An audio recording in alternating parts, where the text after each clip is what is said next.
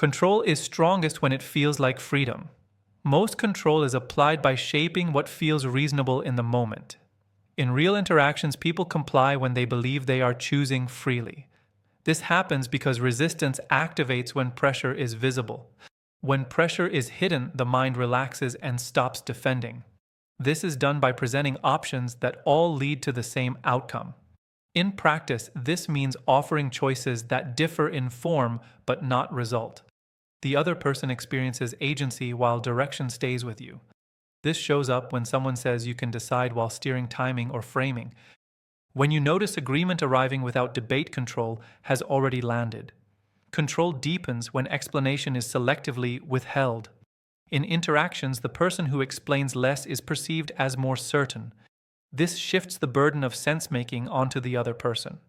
Their mind starts filling gaps in your favor to reduce discomfort. This is done by stating outcomes without justifying the reasoning. In practice, this means delivering a conclusion calmly and stopping. Silence forces the listener to accept or challenge openly. Most people avoid challenge because it risks exposure or status loss. This shows up when someone accepts a decision they do not fully understand. When clarity is missing but compliance appears, the leverage is working. Control is reinforced by controlling the pace of interaction. The slower party dictates emotional temperature and perceived authority. Fast responses signal urgency and hidden need. Slow responses signal stability and surplus. This is done by inserting deliberate pauses before speaking or acting. In practice, this means letting silence stretch after a statement lands. The other person begins to adjust their tone to match yours. They often reveal more information to break the tension. This shows up when someone starts explaining or justifying unprompted. At that point, the pace has already shifted in your favor. Control increases when expectations are implied rather than stated. People follow what feels socially assumed to avoid standing out. Unspoken norms carry more weight than direct instructions. This works because breaking an assumption creates internal friction. This is done by acting as if agreement already exists. In practice, this means referencing decisions as settled before confirmation. The listener feels pressure to align rather than object. Objecting would require them to interrupt the flow and justify themselves. This shows up when someone nods or complies without explicitly agreeing. When behavior follows without consent being spoken, the frame is set. Control is strengthened by controlling what is named and what is left unnamed. Language directs attention, and attention defines perceived reality. When something is not labeled, it is harder to question. This works because people challenge words more than situations. This is done by describing actions without attaching motives or intent. In practice, this means stating what is happening without explaining why. The listener accepts the situation as neutral rather than strategic. Their focus stays on adapting instead of evaluating.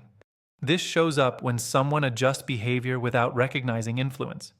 When change happens without resistance, the naming was already controlled. Control escalates when emotional reactions are not mirrored. People expect their emotional tone to be matched to feel validated. When it is not matched, they feel exposed and off balance. This creates a subtle power shift without a word being said. This is done by staying neutral while the other person escalates. In practice, this means keeping your voice flat when theirs rises.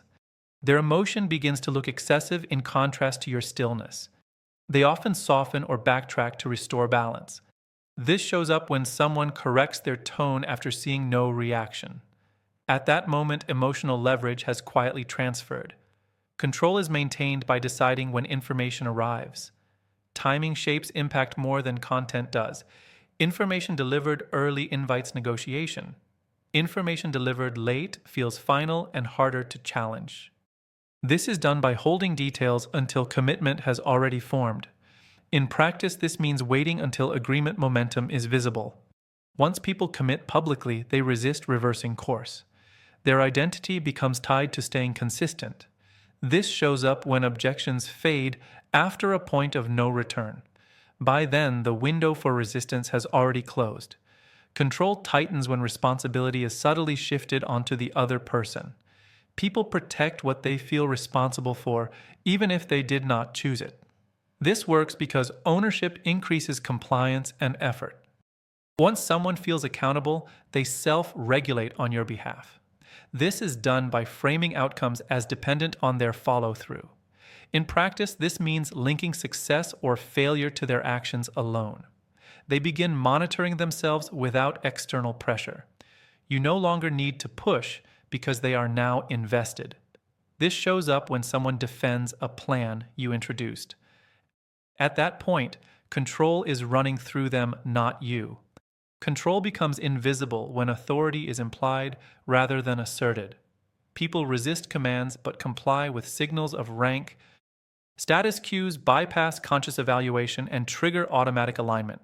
This happens through posture tone and certainty, not words. This is done by acting as if your role is already accepted. In practice, this means speaking as though coordination is expected.